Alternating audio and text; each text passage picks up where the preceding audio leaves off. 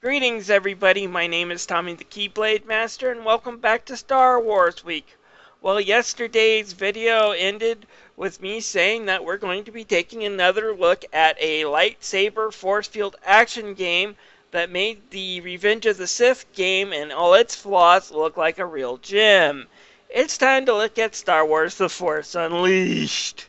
Yeah, I know this game has its fan base, but I can't for the life of me really understand how this game got so popular.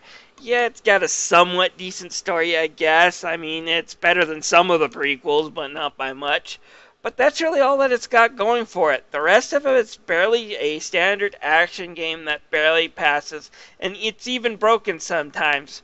Right here, I had to stop and press the reset button because my character actually got stuck on a small patch. It's that broken.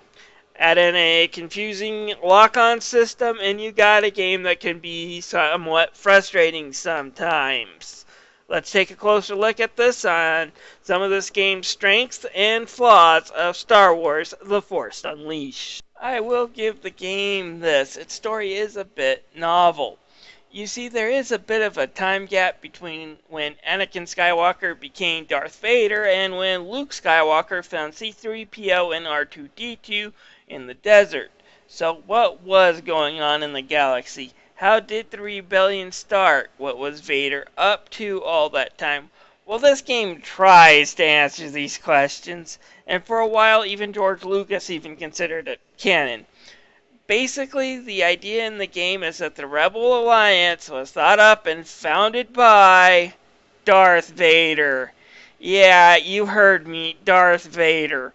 Why? Well, he wanted to distract the Emperor for some treachery he was up to, plus he wanted to get rid of all his political foes in one big swoop. He got this apprentice he was training to set it all up.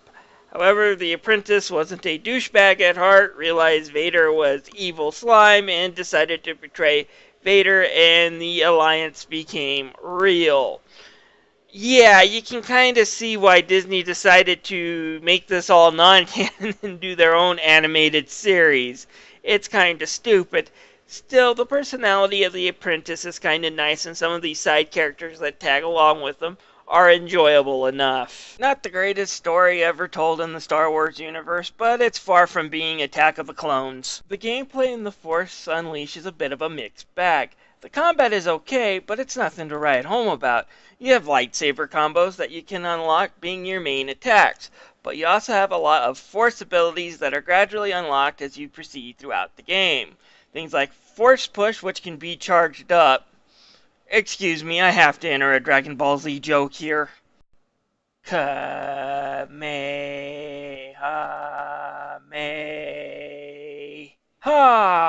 Anyways, there's other things that you unlock like Force Lightning, Force Grip, and a few other force powers that you get as you go throughout the game.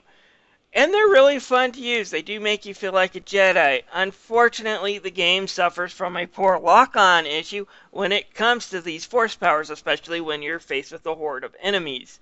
Let's just put it this way. If Vader had this kind of lock-on problem, the poor fellow who would have gotten choked in Star Wars A New Hope would not be the guy insulting Vader, but the poor sap that was sitting 2 seats down from him on the left.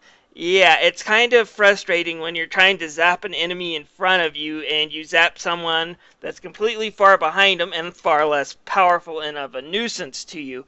And it happens all the time. And just picking up enemies and throwing them with force grip, forget about it. You always miss. As for the stage designs, they're okay. Each stage has some puzzles in it, and oftentimes, rather than break the action, they feel more like they're getting in the way of it. Often you have to force grip something and move it in a certain direction to unlock a door, and oftentimes it's more tedious than fun. And I do have to issue a complaint about the checkpoints in this game. There are just way too many times where I either solved a puzzle or beat a mini-boss in this game only to fall into a pit or die somehow a few moments later and had to completely refight the boss or redo the puzzle. This is frustrating to say the least, and it really makes the game stop. when this happens.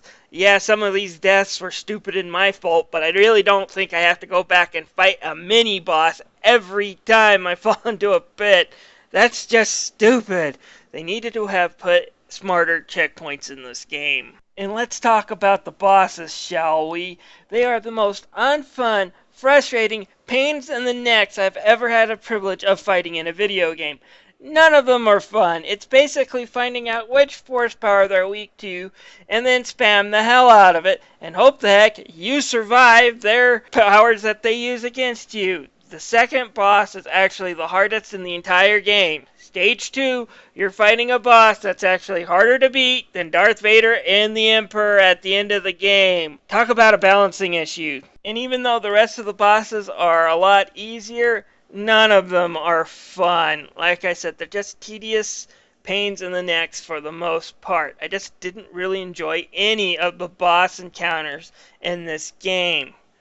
Now, on the good side, the game does have a nice RPG system, and it allows you to customize Star Killer, Vader's assassin here.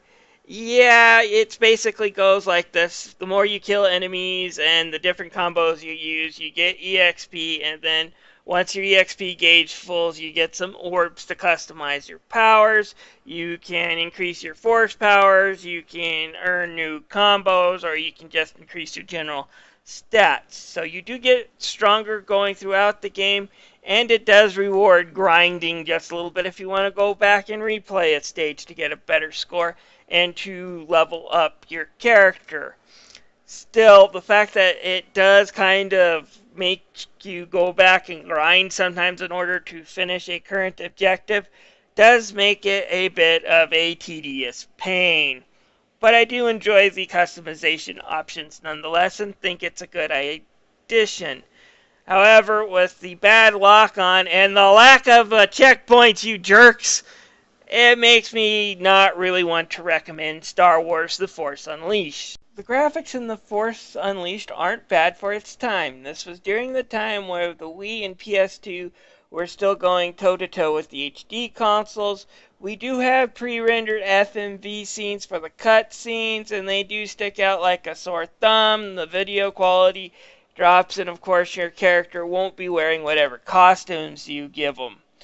Still, the environments, even though they do repeat sometimes, like the junk planet you'll be visiting twice, same thing with the jungle planet, they still look really nice, and you do go into some unique places like the belly of a Sarlacc pit, for example. So it has some interesting areas and stage designs as far as the looks. Maybe not exactly in the designs themselves, but as far as the looks, they do look interesting. And I didn't have too many problems with the camera control either. As far as the sound goes, the voice acting for the cutscenes are top-notch, and we get the usual voice replacements for the Star Wars cast. While it's obvious that's not James Earl Jones playing Darth Vader, Provide them with a distraction.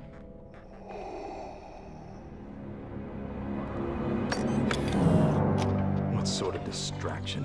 An assassination? No single act will gain the Emperor's notice. it's nonetheless a very good sound-alike. Just like the rest of the cast, they're either really good original performances or they're really good sound-alikes. The music in the game is pretty much typical Star Wars music. I'm not going to play any of it because I'm afraid of the Content ID match, but it's still pretty good. Overall, it's a great sounding game. I give Star Wars The Force Unleashed about a 3 out of 5 if I was to give it a number grade. It's average at best. You have some really cool combos to play with, and some of the force powers are kind of fun to use. Unfortunately, the lock-on system is a broken mess, making it frustrating to aim these powers. And to make matters worse, the game gets its challenge from throwing everything at you but a kitchen sink sometimes.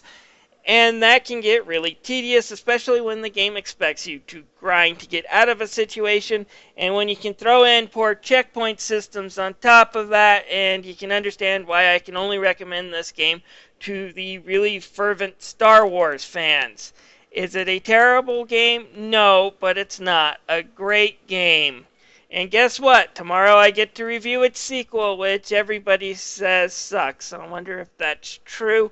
We'll find out.